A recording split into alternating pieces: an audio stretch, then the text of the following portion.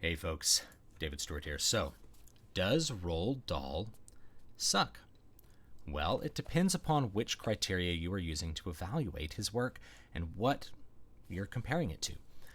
If you were evaluating his work based on the criteria that a competent writer ought to be able to execute all of the essential elements of a story, then I hate to break it to you, but Roald Dahl is not a very good writer. In fact, he's a bad writer.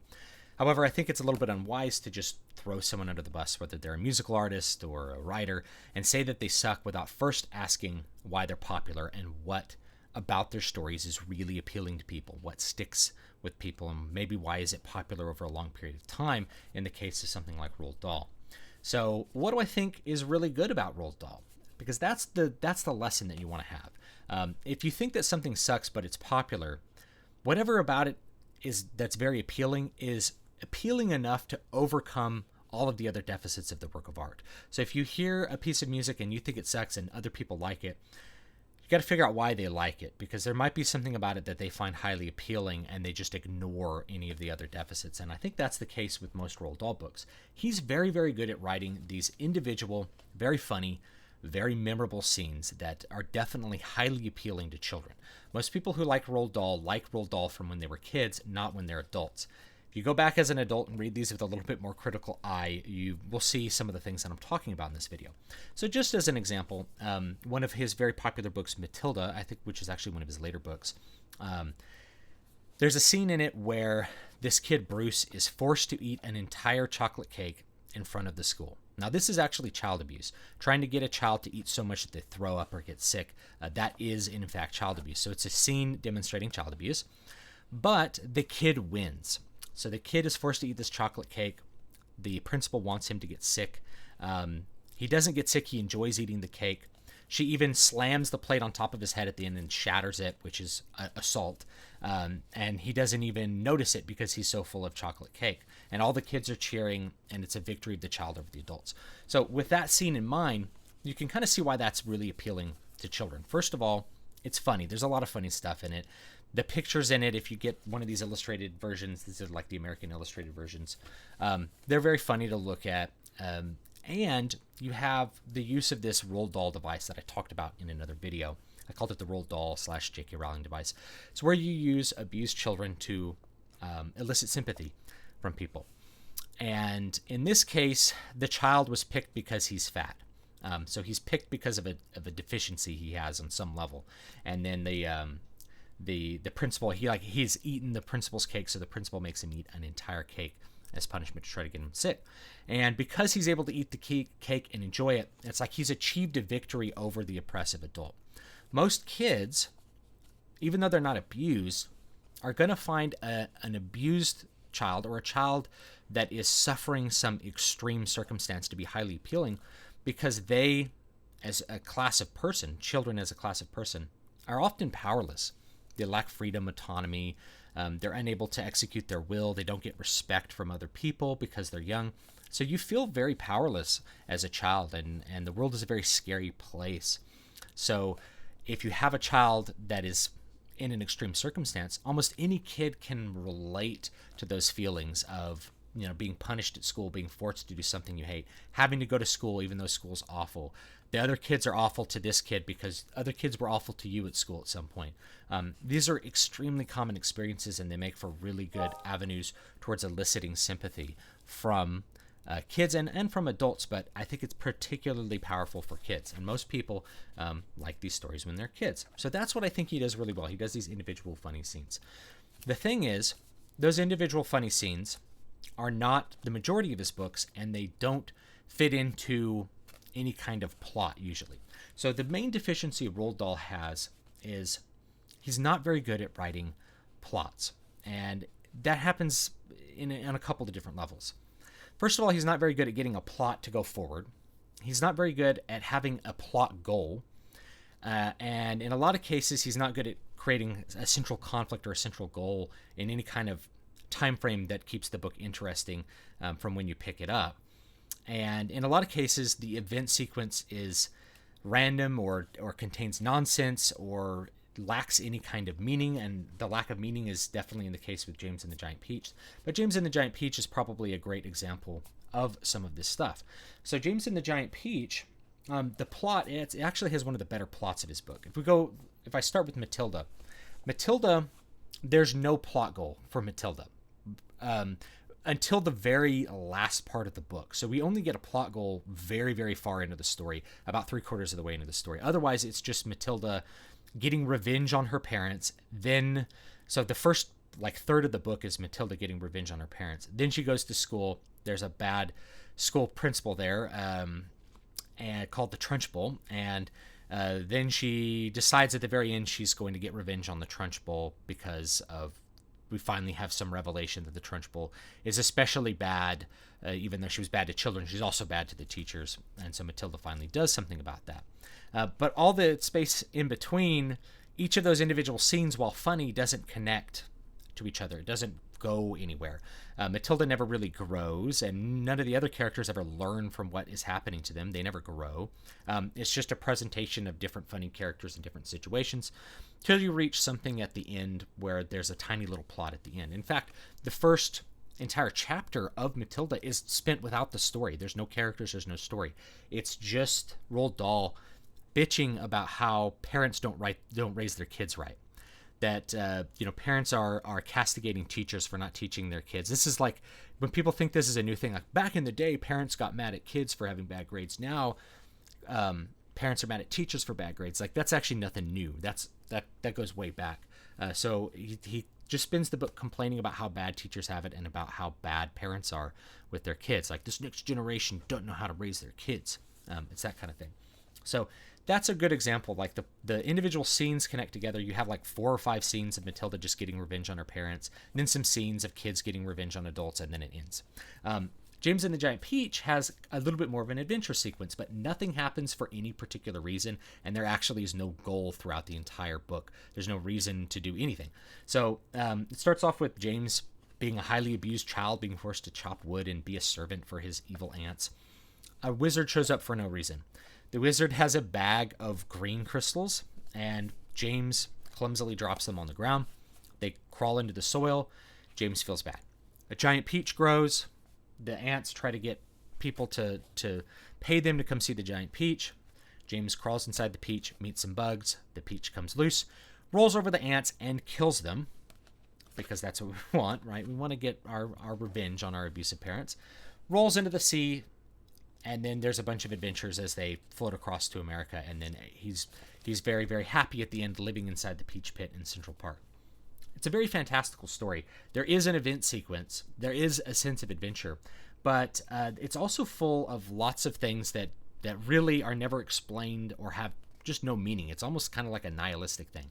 We have to escape from our abusive home to where it doesn't matter, and then there's an adventure that happens with that. Other books actually have even less plot than the two that I've talked about. Witches is a good example. Witches does the same thing. He spends a huge portion of the beginning of the book talking about witches and what they are and how bad they are. And if you are not into that, then that's a very boring portion of the book. In fact, if I read Roald Dahl books to children, there's huge chunks that the children become highly disinterested in because it's just not very interesting or funny. It's not one of those funny, memorable scenes. Finally, you have a kid with his grandma. Of course, his parents are dead. They coincidentally run into like a witches convention, and then they finally, at the very last part of the book, they develop a goal and decide to do something about the witches. And of course, the book actually ends with the child as a mouse going to die in a couple years, which is rather odd. So he tends to not execute plot very well. The characters don't really grow, and in a lot of cases, he spends too much time just getting on his soapbox and complaining about parents. If you were to go back, if you really want to see this for yourself, go back and read something like Charlie and the Chocolate Factory, which is probably my least favorite Roald Dahl book, and I've read almost all of them. It's terribly executed. It's completely unbelievable. It's boring in a lot of cases. It's very difficult to keep children's attention through the book. The movie's, in fact, a much better telling of Roald Dahl's story. The original movie, too, which he hated because it told his story competently, and it also added in this element where Charlie at the end was tempted by Slugworth, to reveal the secrets, and that upset Charlie. And that also upset Roald Dahl because he wanted Charlie to be an immaculate, sinless child, and thus deserving of Charlie's fortune. But it's just a series of, the first whole book is showing how bad these kids are.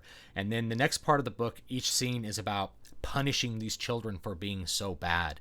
And their parents are like, we ruined our children, but,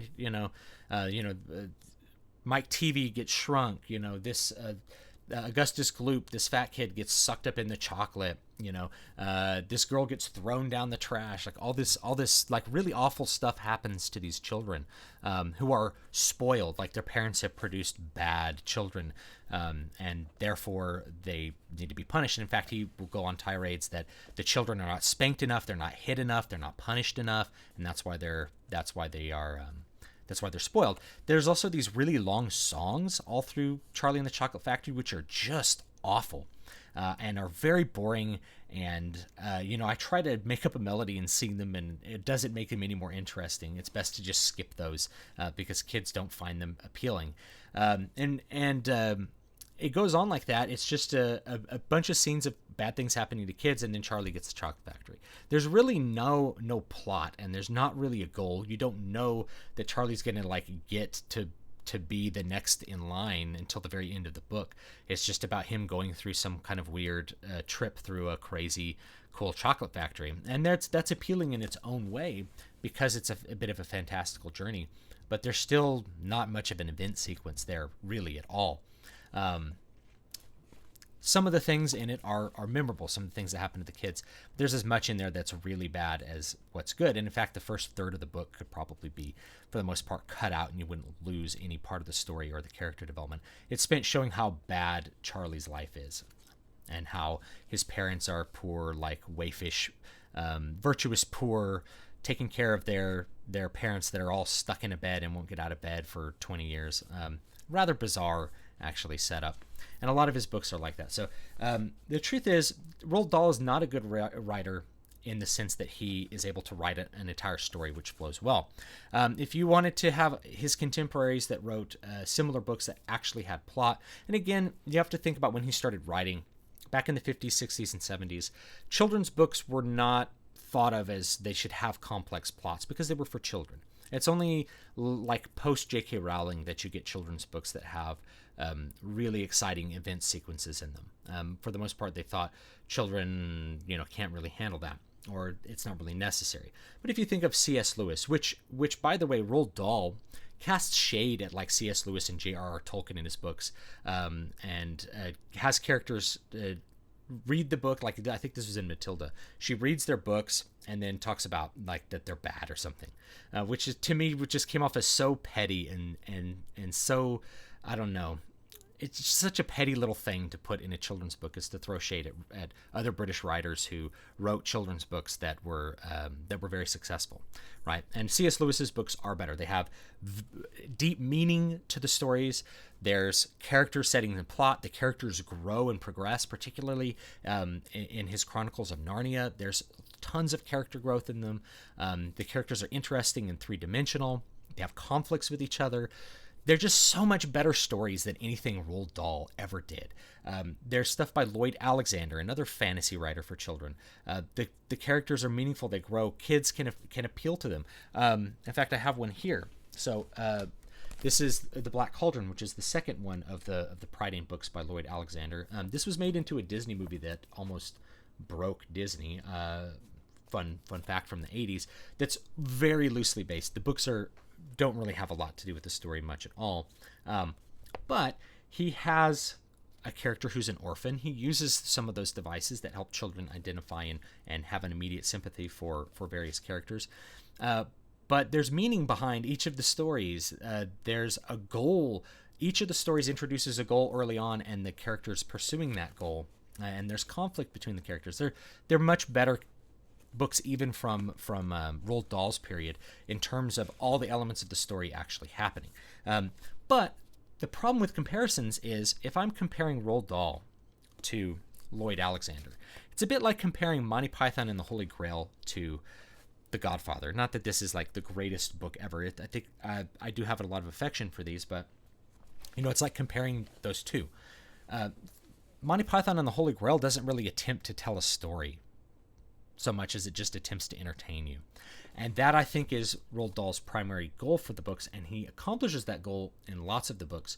But I think if you approach it from a more critical eye, or you read it to kids and actually pay attention to what they think about it, you'll find a lot of the books lack any kind of coherent story. The kids can't tell you the story after the fact, and then a lot of the scenes are wasted or don't really appeal to kids much at all. So that's my thoughts about Roald Dahl. I think that's why they're appealing. That's my take on it, is those individual, really well-written, very poignant and funny scenes.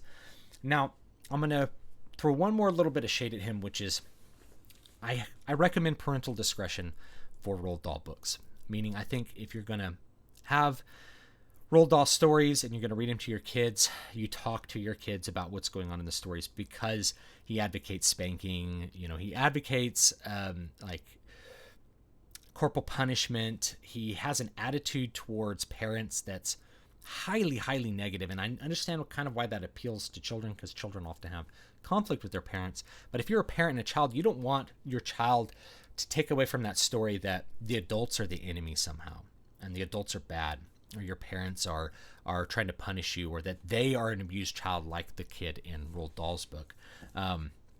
So I recommend that. A lot of the stories, including Charlie and the Chocolate Factory, are just really nasty and very revenge-centered, and not very good on trying to teach moral principles or trying to teach kids about virtue or anything like that. They're just there to be funny, but sometimes they're just nasty. And so I do recommend parental discretion for any Roald Dahl books that you're going to have for your kids.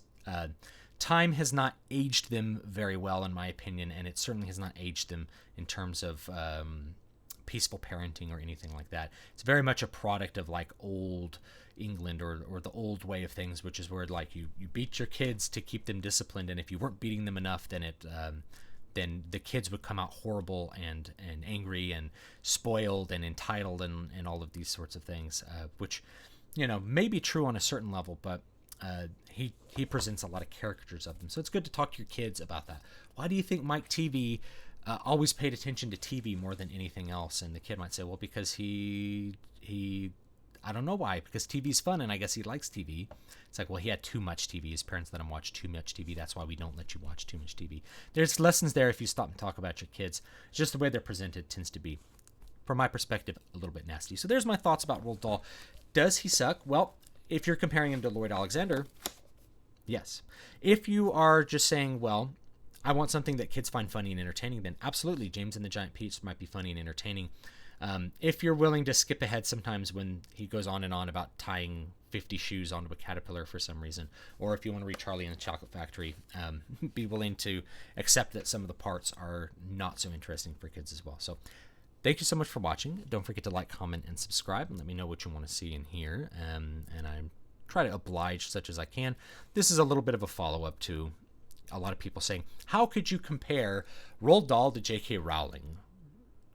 J.K. Rowling sucks. And I'll talk about J.K. Rowling some other time, but it's the same idea. You can't just throw someone under the bus and say, well, they suck, without thinking, well, why? Why did they become so successful? What was appealing about their work?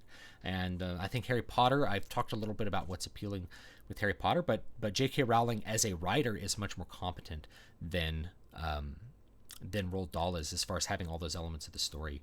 But Roald Dahl books, they are what they are, so take them or leave them. Make your decisions as a parent with a little bit of discretion, and I'll see you guys next time. Over and out.